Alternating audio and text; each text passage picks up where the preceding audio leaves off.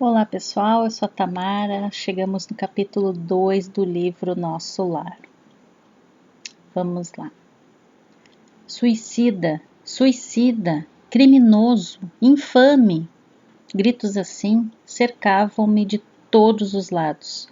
Onde estão os sicários de coração empedernido? Por vezes, enxergava-os de relance, escorregadios na treva espessa. E quando meu desespero atingia o auge, atacava-os, mobilizando extremas energias. Em vão, porém, esmurrava o ar nos paroxismos da cólera. Gargalhadas sarcásticas feriam-me os ouvidos. Enquanto os vultos negros desapareciam na sombra. Para quem apelar? Torturavam-me a fome, a sede. A sede me escaldava. Comezinhos fenômenos da experiência material patenteavam-se-me aos olhos. Comezinhos, as coisas que ele comia enquanto era encarnado, ele estava se lembrando nesse momento. Crescera minha barba, a roupa começava a romper-se com os esforços da resistência na região desconhecida. A circunstância mais dolorosa, no entanto, não é o terrível abandono a que me sentia votado, mas o assédio incessante de forças perversas que me assomavam nos caminhos ermos e obscuros. Irritavam-me, aniquilavam-me a possibilidade de concatenar ideias. Desejava ponderar maduramente a situação, esquadrinhar razões e estabelecer novas diretrizes ao pensamento. Mas aquelas vozes, aqueles lamentos misturados de acusações nominais, desnorteavam-me irremediavelmente. Que buscas, infeliz? Aonde vais, suicida? Tais objurgatórias, incessantemente repetidas, perturbavam-me o coração. Infeliz sim, mas suicida nunca. Essas increpações, a meu ver, não eram procedentes. Eu havia deixado o corpo físico a contragosto. Recordava meu porfiado duelo com a morte. Ainda julgava ouvir os últimos pareceres médicos, enunciados na casa de saúde. Lembrava a assistência desvelada que tivera, os curativos dolorosos que experimentara nos dias longos que se seguiram à delicada operação dos intestinos. Sentia, no curso dessas reminiscências, o contato do termômetro, o pique desagradável da agulha de injeções e, por fim, a última cena que precedera o grande sono. Minha esposa, ainda jovem, e os 3 filhos, contemplando-me no terror da eterna separação. Depois, o despertar na paisagem úmida e escura e a grande caminhada que parecia sem fim. Por que a pecha de suicídio, quando fora compelido a abandonar a casa, a família e o doce convívio dos meus? O homem mais forte que conhecera? Limites à resistência emocional. Firme e resoluto a princípio, comecei por entregar-me a longos períodos de desânimo. E longe de prosseguir na fortaleza moral, por ignorar o próprio fim, senti que as lágrimas longamente represadas visitavam-me com mais frequência, extravasando do coração. A quem recorrer? Por maior que fosse a cultura intelectual trazida do mundo, não poderia alterar agora a realidade da vida. Meus conhecimentos, ante o infinito, semelhavam-se a pequenas bolhas de sabão levadas ao vento, impetuoso que transforma as paisagens. Eu era alguma coisa que o tufão da verdade carreava para muito longe. Entretanto, a situação não modificava a outra realidade do meu ser essencial. Perguntando a mim mesmo se não enlouquecera encontrava a consciência vigilante, esclarecendo-me que continuava a ser eu mesmo, com o sentimento e a cultura colhidos na experiência material. Persistiam as necessidades fisiológicas, sem modificação. Castigava-me a fome, todas as fibras, e nada obstante o abatimento progressivo não me fazia cair definitivamente em absoluta exaustão. De quando em quando deparavam-se-me verduras que me pareciam agrestes, em torno de humildes filetes d'água a que me atirava sequioso. Devorava as folhas desconhecidas, colocava os lábios à nascente turva, enquanto mo permitiam as forças irresistíveis a impelirem-me para a frente. Muita vez suguei a lama da estrada, recordei o antigo pão de cada dia, vertendo copioso pranto. Não raro, era imprescindível ocultar-me das enormes manadas de seres animalescos, que passavam em bando, quais feras insaciáveis. Eram quadros de estarrecer.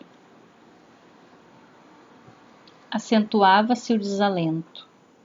Foi quando comecei a recordar que deveria existir um autor da vida, fosse onde fosse, e essa ideia confortou-me. Eu, que detestara as religiões do mundo, experimentava agora a necessidade de conforto místico. Médico extremamente arraigado ao negativismo da minha geração, impunha-se-me atitude renovadora. Tornava-se imprescindível confessar a falência do amor próprio, a que me consagrara orgulhoso.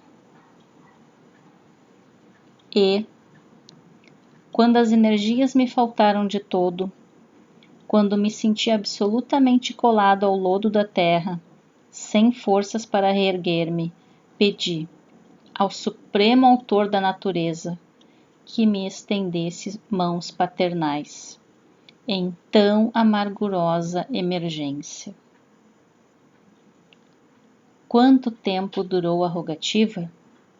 Quantas horas consagrei a súplica, de mãos postas, imitando a criança aflita?